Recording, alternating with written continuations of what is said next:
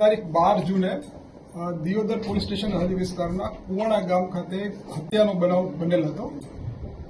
આ હત્યાના બનાવને વાવથરા જિલ્લા પોલીસ દ્વારા શરૂઆતથી જ ખૂબ ગંભીરતાથી લઈ અને તાત્કાલિક કાર્યવાહી કરેલ હતી।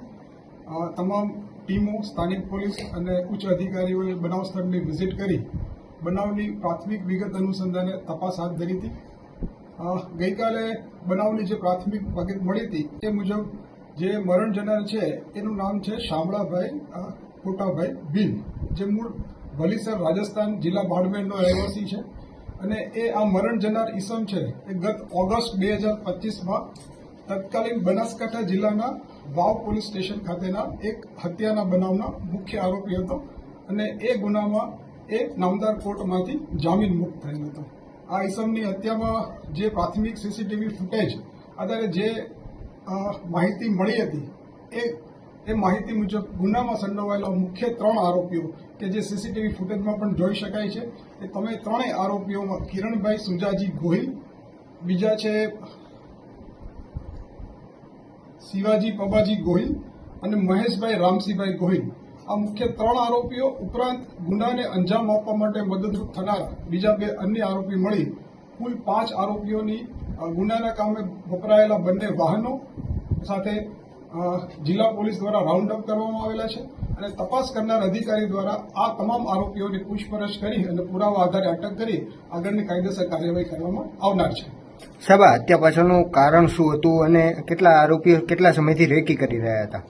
આ હાલમાં જે મરણ જનાર વ્યક્તિ છે એ આશરે લગભગ એપ્રિલ 2026થી જામીન મુક્ત થયેલા હતા અને લગભગ 2-1 મહિનાથી આ લોકો પૂર્વ તૈયારી કરેલ હોવાનું પ્રાથમિક વિગતે જાણવા મળેલ છે અને હત્યાનું મુખ્ય કારણ કે જે આ મરણ જનાર વ્યક્તિ છે એ અગાઉ પોતે હત્યાના ગુનામાં સંડોવાયેલ હોય અને એ દાજ રાખી અને આ ગુનાને અંજામ આપેલ હોવાનું પ્રાથમિક દ્રષ્ટિએ જણાઈ આવે છે।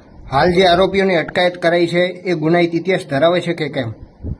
હાલના જે 5 આરોપીઓ છે એ પૈકી માત્ર એક જે કિરણ સુજાજી ગોહિલ છે એના વિરુદ્ધ એક 324 આઈપીસી 324 મુજબનો વર્ષ 2022માં ગુનો નોંધાય છે। અન્યથા પકડાયેલા કોઈપણ આરોપીઓનો ગુનાહિત ઇતિહાસ અત્યારની સ્થિતિએ નથી।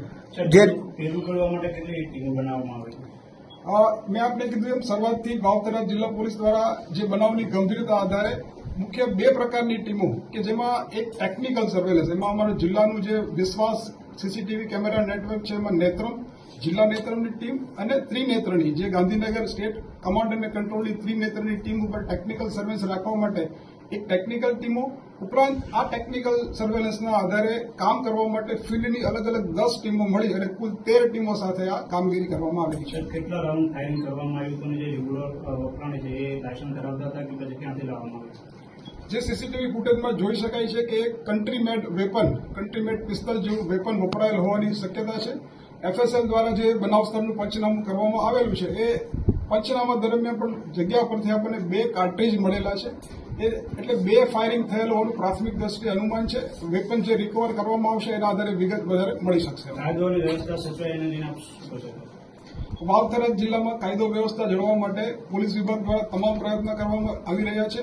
આ પ્રકારની ઘટના ખૂબ નિંદનીય છે અને પોલીસ દ્વારા આ ઘટના ભવિષ્યમાં પણ ન બને એના માટે ખૂબ કાયદેસર કાર્યવાહી કરવામાં આવનાર છે।